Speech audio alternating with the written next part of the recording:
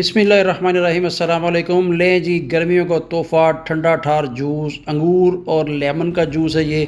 गर्मियों में ये जूस ना पिएँ तो आपने कुछ नहीं पिया। इस जूस को बनाएँ और पिएँ, मेहमानों को पिलाएँ, बच्चों को पिलाएँ। स्कूल से जब बच्चे घर वापस आते हैं तो ये जूस बना के रखें, अंगूर लेमन का, हर कोई याद करेगा। पानी ले लीजिए, पतीली में थोड़ा-सा पानी डाल देना है। 250 ग्राम अंगूर है, अंगूरों को अच्छे से धो लिया था मैंने, पहले साफ़ कर लिया, इसको डाल दिया। चलिए बॉयल आ चुका है इसको।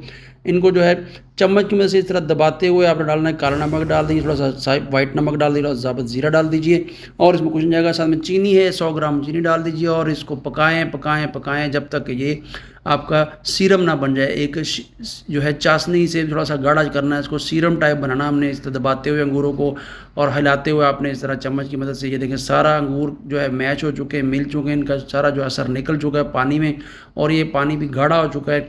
सीरम हमारा बन चुका है ये।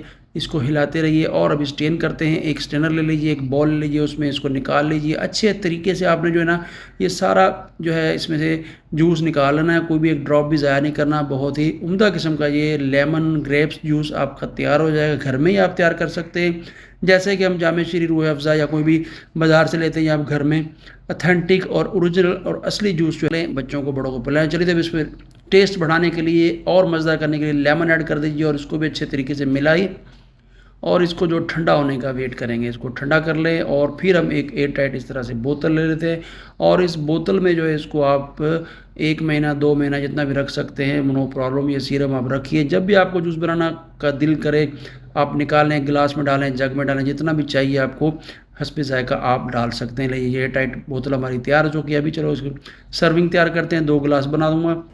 गिलासों में डालते हैं आइस क्यूब्स और आइस क्यूब के बाद इसमें डालेंगे हम जूस।